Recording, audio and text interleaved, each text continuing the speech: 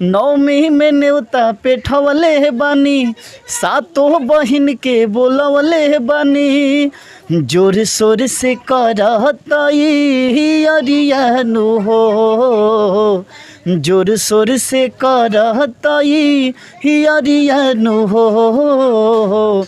ए धनी हो रथ सजियाई है मयरिया। छात्रावस्था से ही जी 4-5 में जब पढ़ रहा था, अच्छा। तभी से बहुत सुंदर गाता है। हाँ। इसको कई पुरस्कार मिला है विद्यालय में भी। देखिए पहले के गायकी में बहुत मने अंतर बा। पहले समाज स्तरीय गाना रहल, सामाजिक धार्मिक बहुत गाना रही। भर दे झोली मैया भोली, बिगड़ी बनने आए हैं। नमस्कार, मैं आप सबका साथी भाई शिवम सिंह और आप अभी देखना चालू कर दिया हम सफल लाइव न्यूज। अभी हम यहाँ पर उपस्थित है धनसोई में। यहाँ पर पता लगा है कि एकम से ही माँ दुर्गे का पट खुल गया है और जैसे ही पता लगा कि एकम के दिन ही माँ दुर्गे का पट खुल गया है तो आज दूसरा दिन है। तो दूसरा दिन हम यहाँ पर आ गए हैं और लाइव तस्वीर आप सभी को दिखाने की कोशिश कर रहे हैं। तो चाहेंगे कैमरा पर्सन से कि धीरे धीरे अभी फोकस करते हुए आइए और यहाँ पर एक झलक दिखाते हैं कि हमारे भोजपुरी के गायक कलाकार निरंजन सिंह यहाँ पर उपस्थित है इस मंदिर में। और यहाँ पर जो अध्यक्ष जी है इस मंदिर में, यहाँ पर भी जो इनके संगठन में जुड़े हुए यहाँ पर सर जी खड़े हैं। और तो सीधा सीधा आप सभी को मिलाते हैं भोजपुरी के गायक कलाकार निरंजन सिंह को। निरंजन जी कैसे हैं? नमस्ते, प्रणाम। सबसे पहले हम रहुआ चैनल के धन्यवाद देते हैं हम सफ़र लाइव के जी। आज बड़ा भाग से माँ दुर्गे के मंदिर में प्रांगण में बड़ा भाग से मुलाकात हो गया, तो क्या कहिएगा? बहुत बढ़िया बा। रहुआ एजनी हमने के जो बाटे माता के प्रतिमा एकरा के रहुआ सब दूर दूर तक देखावत तनी, बहुत अच्छा लागता जी। रहुआ सबके एजा देख के और प्रचार करी एकरा के कि आवे वाला समय में बहुत लोग एजा जुटो जी, बहुत लोग एजा दर्शन करे आओ। बस ये बटे मैं बहुत चाहेंगे कि आप भोजपुरी से विलम्ब करते हैं, भोजपुरी गाना गाते हैं, तो भोजपुरी में बात करें, हिंदी में बात करें, जो कैसे करें? भोजपुरी हम गायक बनी तो अच्छा चलिए भोजपुरी में बात करेंगे। तो सीधा सीधा कहते हैं निरंजन सिंह जी कि एक बार भोजपुरी गाना देवी गीत, जब मंदिर में है तो एक बार देवी गीत की ना। बिल्कुल, एगो गीत आइल बटे हमरा चैनल पर निरंजन सिंह ऑफिशियल। अच्छा, बहुत प्यार दुलार आशीर्वाद मिलल। पहल के ही गाना बाटे जी, लगभग 2100 व्यू गइल बाटे। अच्छा अच्छा बहुत अच्छा बा वो गाना के वो सब जो हम बताओ तनी जी। नौमी में न्योता पेठवले बानी, सातों बहिन के बोलवले बानी, नौमी में न्योता पेठवले बानी, सातों बहिन के बोलवले बानी, जोर शोर से करतई अरियानु हो, जोर शोर से करतई अरियानु हो।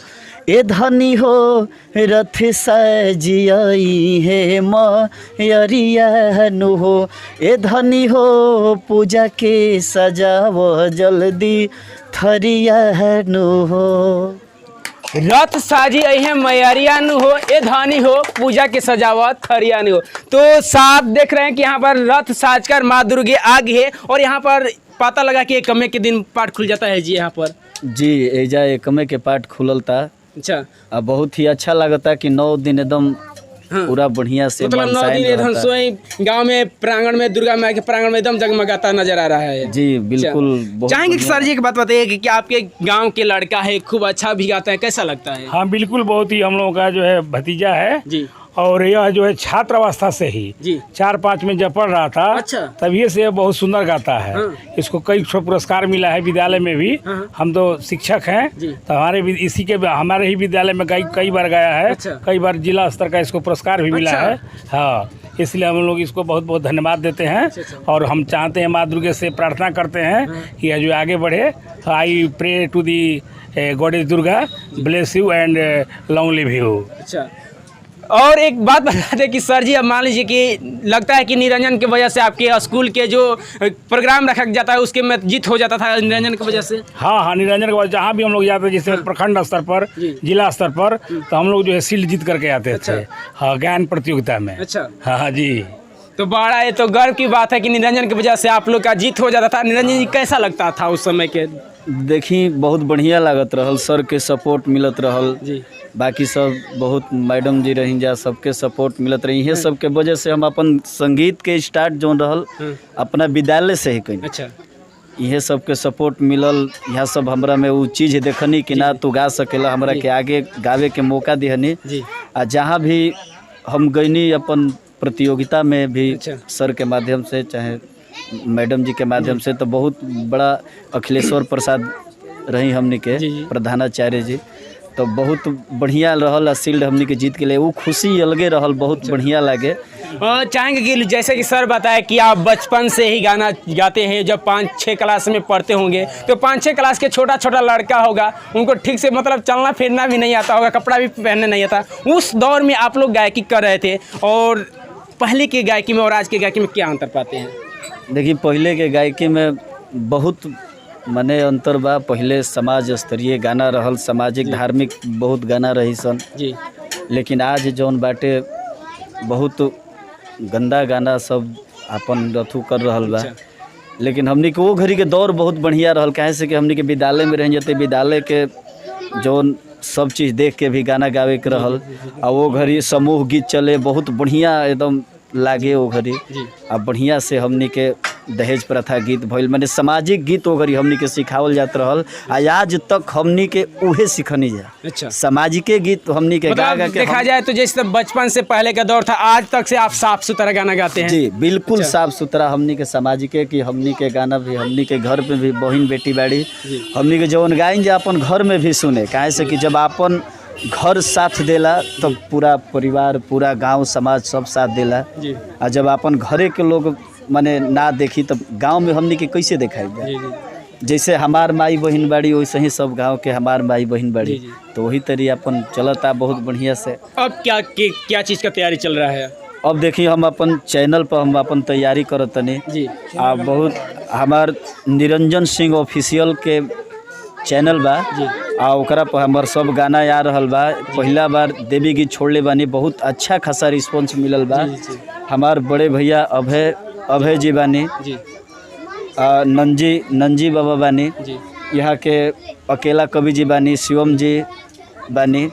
बहुत अच्छा कार्य माने चलता, बहुत बढ़िया माने खुशी मिलता। आ बहुत ज़्यादा ही ना, बहुत कम समय में हमारा चैनल के आगे भी प्रोसेस में हुई।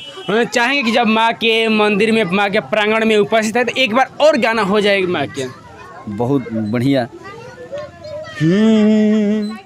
कि तेरे दर पे ओ मेरी मैया तेरे दीवाने आए हैं, तेरे दर पे ओ मेरी मैया तेरे दीवाने आए हैं, तेरे दर पे ओ मेरी मैया तेरे दीवाने आए हैं, भर दे झोली मैया भोली, भर दे झोली मैया भोली, बिगड़ी बनाने आए हैं, तेरे दर पे ओ मेरी मैया तेरे दीवाने आए हैं। सब माता रानी के कृपा बा, माई के आशीर्वाद बा। एकदम आवाज़ मीठा आवाज़ में, और तमाम इस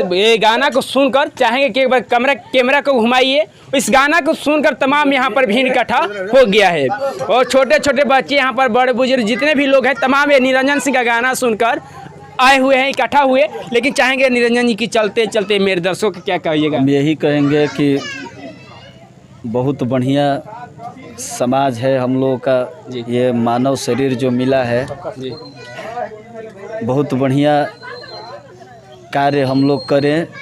सबका सपोर्ट भी मिल रहा है जी, सब भाई बहनों का सपोर्ट भी बढ़िया से मिल रहा है।